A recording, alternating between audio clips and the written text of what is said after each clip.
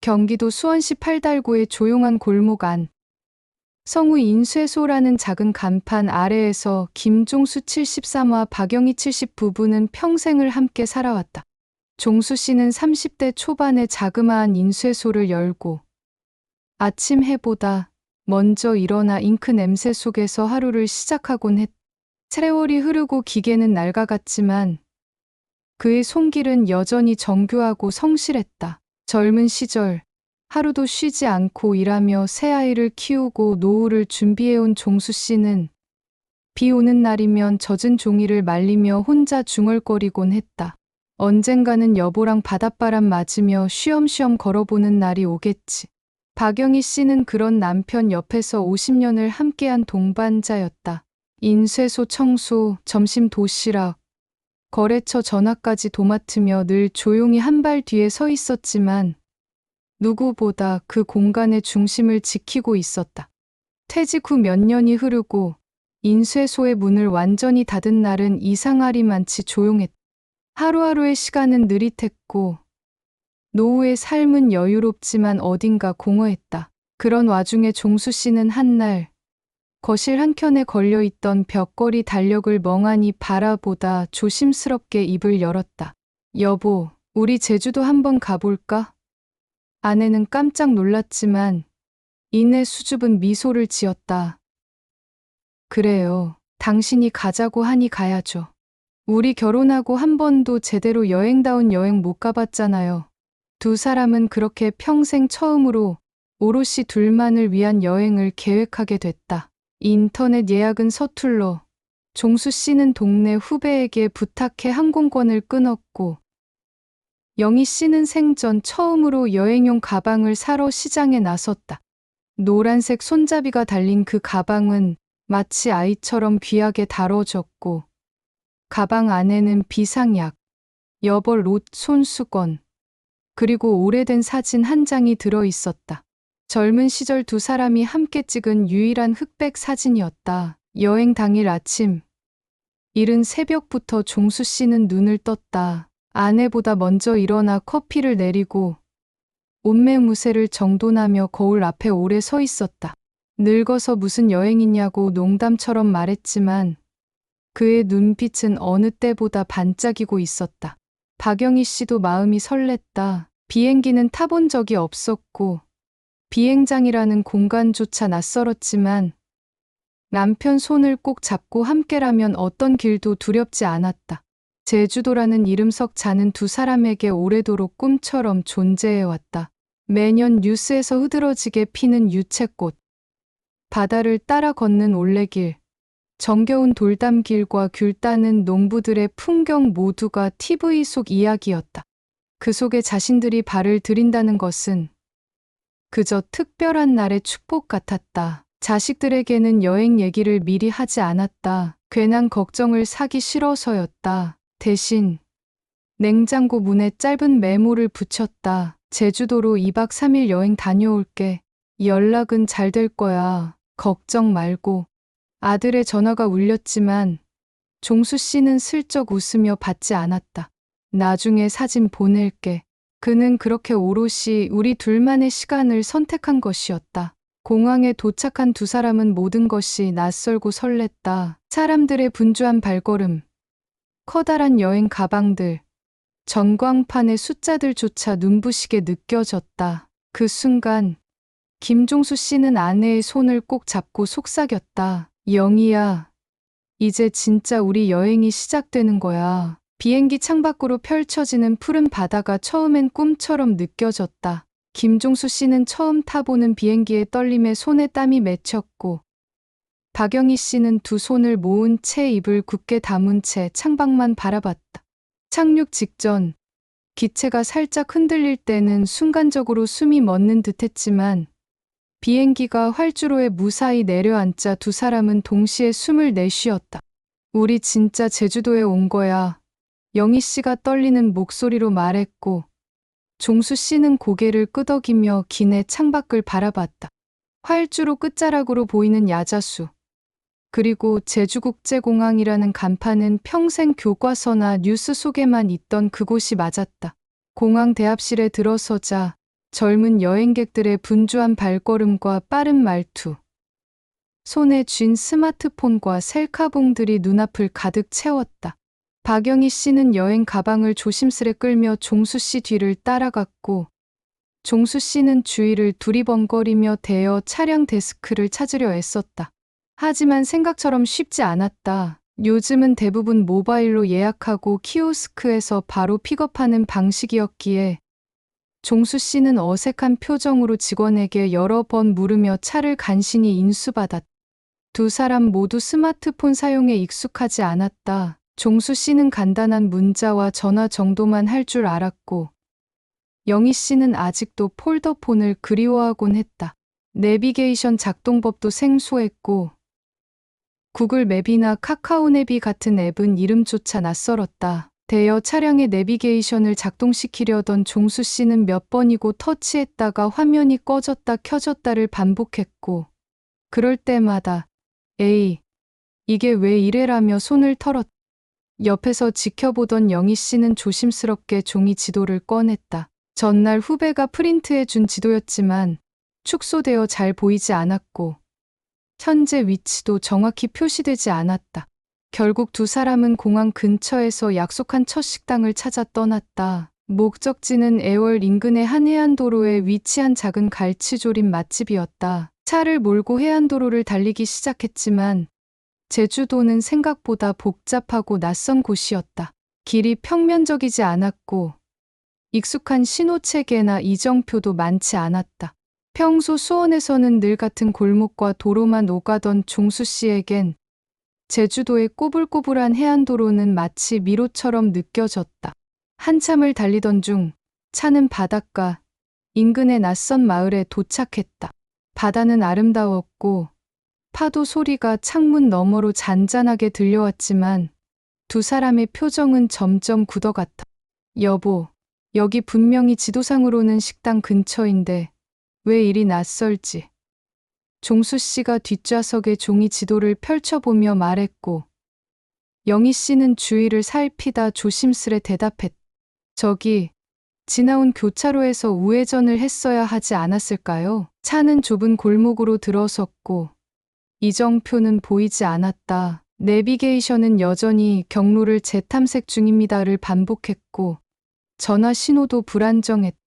어쩌다 여기까지 온 거야. 종수 씨는 난감한 얼굴로 차를 도로 옆에 세웠다. 주차를 하고 밖으로 나와 보니 해는 기울고 있었고 바람이 제법 차가워졌다. 지나가는 사람도 드물었고 외지 사람에게 친절하게 길을 안내해 줄 누군가를 찾기엔 분위기가 어딘가 쓸쓸하고 조심스러웠다. 박영희 씨는 가방에서 손난로를 꺼내 종수 씨에게 건넸다. 괜찮아요. 천천히 찾으면 되죠. 당신 덕분에 바다도 보고 좋잖아요. 영희 씨의 말에 종수 씨는 애써 미소를 지었지만 속으로는 불안감이 엄습해왔다. 이래서 나이 들면 그냥 집에 있는 게 낫다고 했던 건가. 그런 생각이 스치려던 순간 저 멀리서 한 청년이 다가오기 시작했다. 노란 깃발을 들고 환한 웃음을 띠고 있었다. 종수 씨는 본능적으로 차 문을 닫고 몸을 돌려 청년 쪽으로 향했다. 그 순간은 아직 그 청년이 어떤 사람인지 전혀 모른 채였다. 바람은 제법 쌀쌀했지만 햇살은 따스했고 파도 소리는 여전히 잔잔했다. 김종수 씨는 차 문을 반쯤 열고 지도와 내비게이션을 번갈아 보며 한숨을 내쉬고 있었다. 박영희 씨는 옆자리에 앉아 있었다. 그녀는 낯선 도로에 멈춰선 자동차 안에서 손난로를 꼭 쥔 채 조심스레 종수 씨를 바라보고 있었다. 혹시 경찰에 전화를 해봐야 하나. 종수 씨가 혼잣말처럼 중얼거리던 그때 길 저편에서 한 사람이 다가왔다. 선명한 노란 깃발이 가장 먼저 눈에 들어왔다. 그 깃발은 가벼운 해풍의 펄럭이며 마치 도움이 필요하신가요? 라고 말하는 듯했다. 깃발을 들고 다가오는 사람은 젊은 청년이었다. 키는 훤칠했고 얼굴엔 환한 미소가 가득했다. 짙은 남색 바람막이 재킷 위에는 등산용 배낭이 걸쳐져 있었고 운동화는 진흙 자국 하나 없이 말끔했다. 그 모습은 마치 어딘가 관광 안내소에서 막 나온 가이드 같았다. 부부는 순간적으로 안도했다. 드디어 누군가에게 물어볼 수 있겠다는 생각이 든 것이다. 어르신, 길을 잃으셨나요? 청년은 먼저 말을 걸며 고개를 살짝 숙였다. 목소리는 밝고 친근했고 말투는 어딘가 예의 바르면서도 자신감이 넘쳐 보였다. 김종수 씨는 얼떨결에 저기 갈치조림 식당을 찾고 있었는데 예비도 잘 안 되고 이 근처가 맞는 줄 알았거든요라고 대답했다. 청년은 미소를 지으며 곧장 자신의 스마트폰을 꺼내 지도를 확인하더니 아, 여기서 10분 거리인데 초행길이면 헷갈리실 수 있어요. 근데 제가 마침 그쪽으로 가는 길이거든요. 같이 가시죠. 제가 안내해드릴게요라며 자연스럽게 말을 이어갔다. 박영희 씨는 청년을 바라보다가 조심스레 물었다. 근데 혹시 여기 사세요? 길을 잘 아시나 봐요. 청년은 웃으며 고개를 끄덕였다. 아, 저는 예전에 여기서 한동안 가이드로 일했어요. 지금은 쉬고 있지만 어르신들처럼 여행 오신 분들 보면 그냥 지나칠 수가 없더라고요. 그 말에 부부는 마음이 놓였다. 누군가의 도움을 받는다는 게 어색하고 부담스러웠던 순간 청년의 말과 표정은 마치 오래된 친구처럼 따뜻하게 느껴졌다. 종수 씨는 무의식 중에 청년의 어깨를 툭 치며 말했다. 요즘 보기 드문 청년이구먼. 고맙소. 이 은혜는 평생 못 잊을 거요. 세 사람은 그렇게 자연스럽게 걸음을 옮기기 시작했다. 차를 잠시 근처 공영 주차장에 세우고 청년의 안내에 따라 해안길을 걷는 노부부의 발걸음은 점점 가벼워졌다. 청년은 마치 전문 가이드처럼 근처에 있는 명소들의 역사와 특징을 설명했고 두 사람은 고개를 끄덕이며 감탄사를 연신 쏟아냈다. 그리고 그 순간만큼은 오랜만에 길을 잃었다는 두려움도 노년에 접어든 불안도 잊은 채 마치 처음 청춘을 맞이한 연인처럼 웃고 있었다. 청년의 이름은 유민석이라고 했다. 그는 자신을 제주에서 가이드로 3년간 일하다가 지금은 잠시 쉬는 중이에요 라고 소개하며 차분한 말투로 부부에게 안심을 주었다. 박영희 씨는 그런 그의 설명에 고개를 끄덕였고 김종수 씨는 가이드를 했다고요? 어쩐지 설명을 잘하시더라니까라며 웃었다. 민석은 그 말에 부끄러운 듯 머리를 긁적이며 말했다. 예전에 어르신들 단체 관광도 자주 맡아서요. 그때 익힌 게 아직 남아있나 봅니다. 그렇게 시작된 관계는 아주 자연스러웠다. 길 안내는 물론 민석은 근처 식당을 추천해 주었다. 여긴 관광객 많은 데는 별로고요. 제가 예전에 단골이던 집이 하나 있어요. 현지인들이 많이 가는 곳인데 조용하고 맛도 좋아요. 민석은 전화 한 통으로 예약까지 대신해 주었고 실제로 도착한 식당은 깔끔하고 음식도 정갈했다. 주인장이 민석을 알아보는 듯 반갑게 인사했기에 종수 씨 부부는 그의 말에 더욱 신뢰를 갖게 됐다. 식사를 마친 뒤에도 민석은 계속해서 동행을 자처했다. 다음엔 오설록 티뮤지엄이나 용머리해안 어떠세요? 지금 가시면 해질녘 풍경이 아주 예술이에요. 박영희 씨가 우린 어딘지 잘 몰라요라고 하자 민석은 손사래를 쳤다. 어르신들이 편하시면 전 괜찮아요. 저도 이 근처 가려던 참이었어요.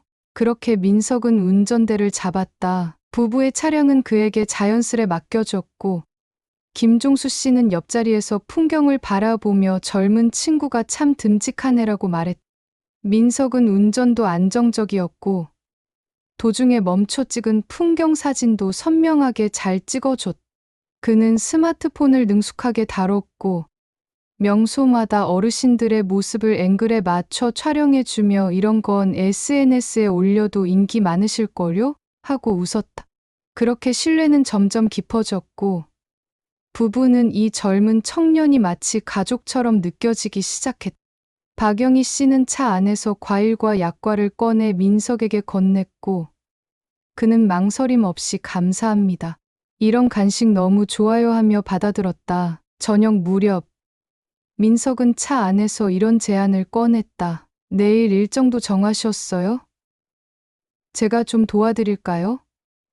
어르신들 일정이라면 제가 아는 좋은 숙소도 있고요.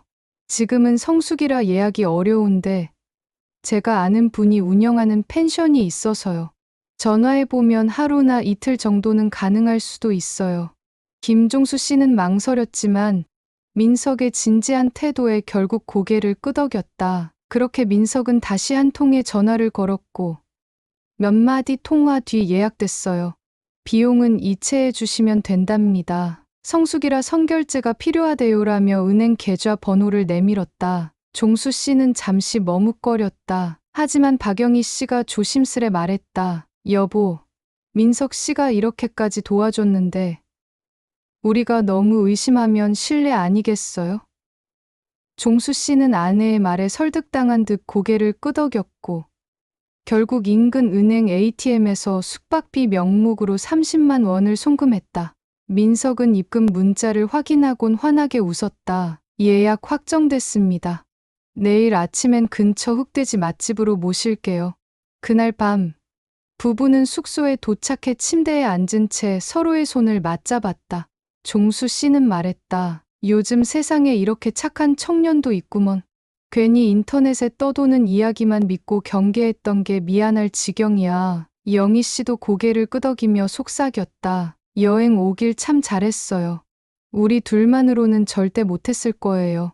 하지만 그들은 몰랐다. 민석이 떠나며 내일 아침 9시에 모시러 올게요라는 말을 남겼을 때 이미 그 말은 거짓이었고 민석이 예약해준 지인이 운영하는 펜션도 존재하지도 않았다는 것을 그 밤 창밖에는 제주 바람이 불었고 두 사람은 여행 첫날의 감동에 젖은 채 깊은 잠에 들었다.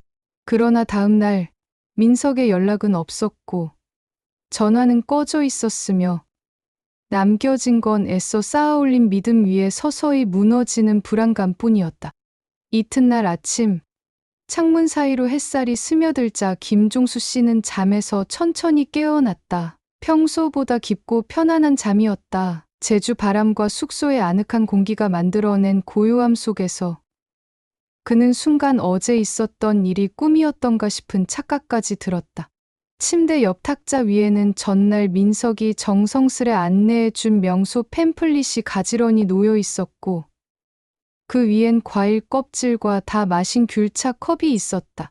박영희 씨는 먼저 일어나 간단히 세면을 마치고 작은 거울 앞에서 머리를 빗고 있었다. 오늘 아침 9시였지? 민석 씨가 모시러 온다고 한 거 그녀가 말하자 종수 씨는 핸드폰을 집어들고 시계를 확인했다. 8시 45분. 아직 시간은 여유로웠다. 부부는 간단히 옷을 차려입고 숙소 1층 로비로 내려갔다. 소박하지만 정갈한 조식이 준비되어 있었고 식당 한켠에는 투숙객들이 웃으며 식사를 나누고 있었다.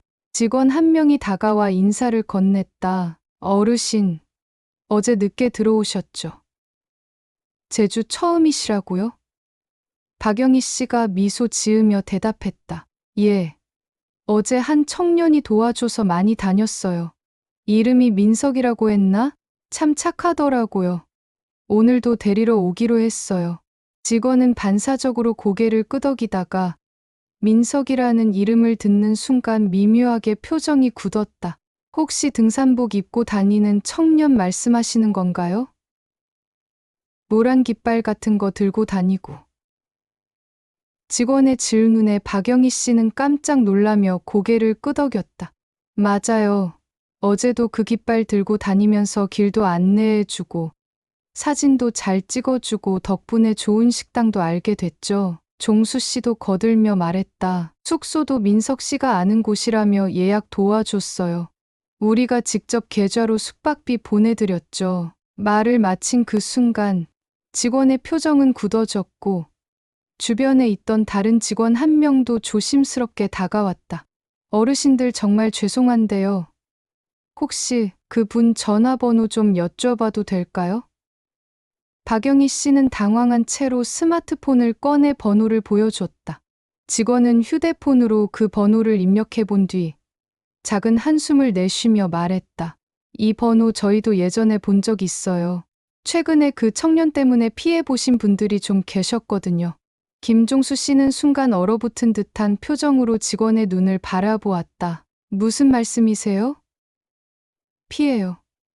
박영희 씨도 식은땀이 맺히기 시작했다. 직원은 조심스럽게 설명을 이어갔다. 요즘 가짜 가이드 사기꾼들이 많아요. 특히 외지에서 오신 어르신들 노리기 쉽거든요.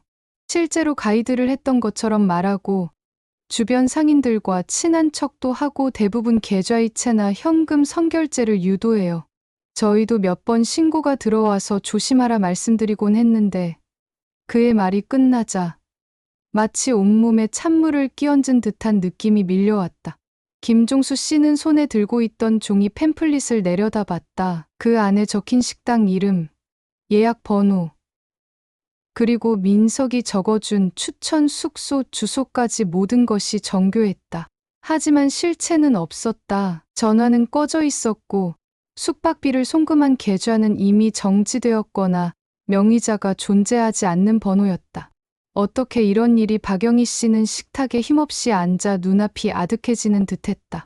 숙소 직원은 바로 경찰에 연락하자고 권했다. 혹시 CCTV나 대화 기록 있으시면 증거로 제출해 주세요.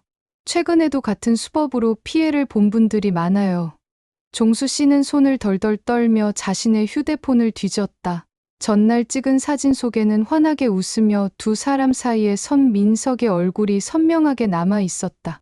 젊고 친절하고 똑똑해 보이던 그 모습은 이제 완전히 다른 의미로 다가왔다. 내가 이 손으로 그놈한테 돈을 보내줬다니. 김종수 씨는 말끝을 흐리며 시선을 떨궜다.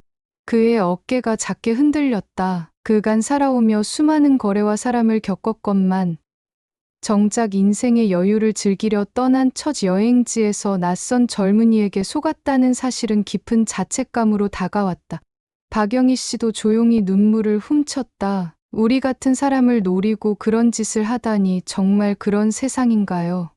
그날 아침, 제주도에서의 햇살은 변함없이 따뜻했지만 부부의 마음속엔 차가운 바람이 불고 있었다. 숙소 직원의 권유에 따라 김종수 씨와 박영희 씨는 조심스럽게 인근 지구대에 찾아갔다. 경찰서는 제주 서부의 작은 동네 파출소였고 내부는 조용하고 정돈된 분위기였다.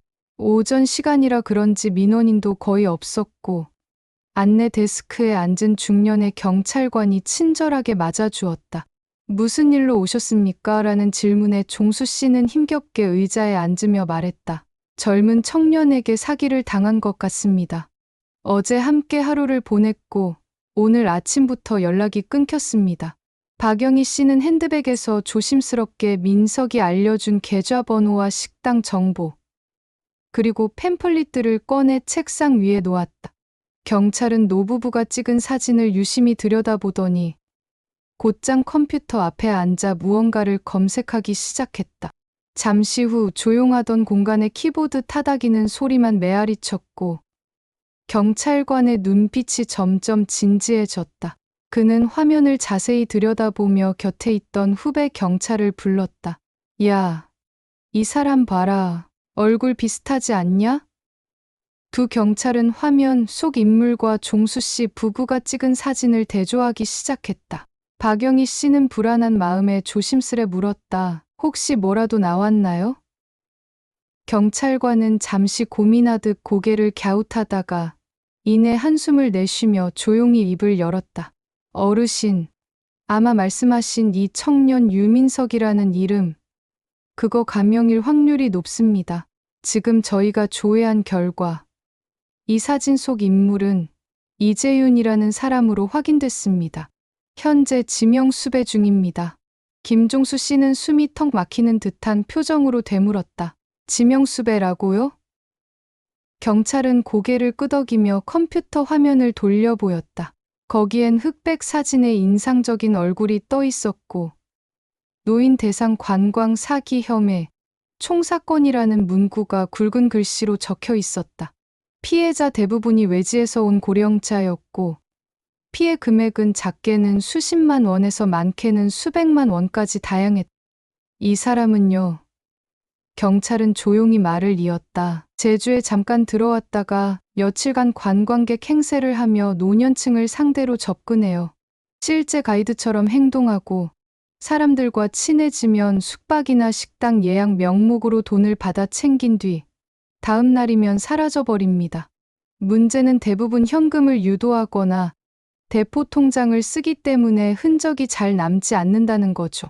박영희 씨는 입을 틀어막았다. 눈가가 붉어졌고 금방이라도 눈물이 쏟아질 듯했다. 그렇게 다정하게 대해줬는데 어제 하루 종일 웃고 떠들고 사진도 찍어주고 우리가 그 사람한테 마음을 줬다고요. 그녀의 목소리는 떨렸고 종수 씨는 말없이 주먹을 움켜쥐었다.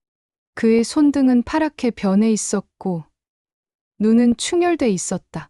내가 그렇게 허술했단 말인가. 내 손으로 돈을 넘겨주고 아내에게 고맙다며 미소까지 지었는데 경찰은 피해 접수 절차를 차분하게 안내했다. 우선 진술서를 작성해 주시고 송금 내역과 사진도 자료로 남겨주세요. 이 사람은 저희도 계속 쫓고 있었는데 최근 들어 활동이 뜸했거든요. 어르신들 덕분에 다시 단서가 잡힐 수도 있습니다. 그 말에 박영희 씨는 고개를 끄덕이며 소리 없이 눈물을 훔쳤고 종수 씨는 진술서를 받으며 펜을 들었다. 그는 손끝을 떨며 종이에 이름을 적었다. 김종수라는 이름이 선명하게 남았고 그 옆에 적힌 날짜 2025년 4월 25일이 그들의 첫 제주 여행을 씁쓸한 기억으로 각인시켰다.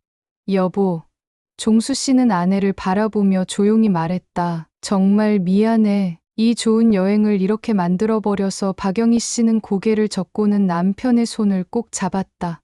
아니에요. 우리가 바보가 된 게 아니라 그 사람이 나쁜 사람인 거예요. 경찰은 마지막으로 이렇게 덧붙였다. 이재윤이라는 사람은 겉으론 굉장히 친절하고 지적인 이미지로 접근합니다. 대부분의 어르신들이 마치 내 아들 같다고 말하곤 했어요. 그리고 그게 바로 그의 수법이죠. 종수 씨는 그 말을 곱씹으며 고개를 숙였다. 마음 어딘가가 시리도록 허전했고 믿었던 사람에게 등 돌림을 당한 기분은 단순한 금전적 손실보다 훨씬 컸다. 그날 오후 경찰서 문을 나서며 두 사람은 말없이 하늘을 올려다봤다. 제주도의 하늘은 여전히 파랗고 맑았다. 하지만 그 푸른 하늘 아래 두 사람의 마음엔 먹구름이 드리워진 듯했다. 그리고 그 순간 박영희 씨는 중얼거리듯 말했다. 이제부턴 누군가가 너무 친절하면 먼저 의심부터 해야겠네요. 경찰서에서의 모든 절차가 끝나고 두 사람은 말없이 숙소로 돌아왔다. 민서관이 이재윤의 정체가 밝혀졌음에도 마음은 도리어 더 무거웠다.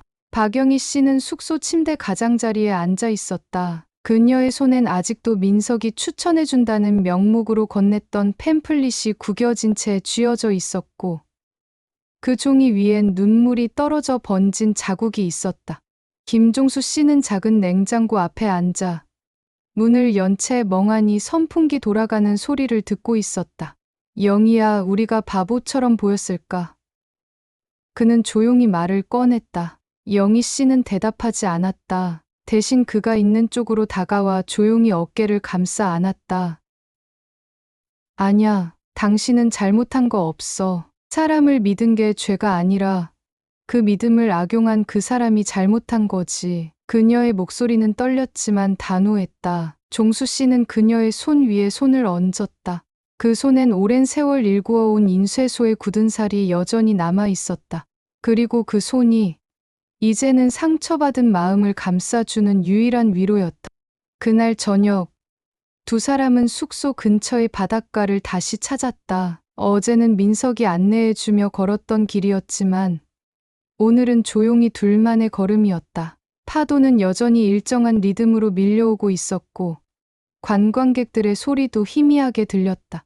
김종수 씨는 자리에 앉아 해변을 바라봤다. 얼굴에는 피곤함과 허탈함이 가득했지만 눈빛만큼은 흔들리지 않았다. 여보, 그는 고요한 목소리로 말했다. 나는 말이야 정말 오랜만에 누군가를 믿었어. 젊은 사람이 친절하게 웃으며 다가와서 우리를 가족처럼 챙겨주는 게 너무 고맙고 뭔가 우리가 잊고 살았던 온정을 다시 만난 것 같았어.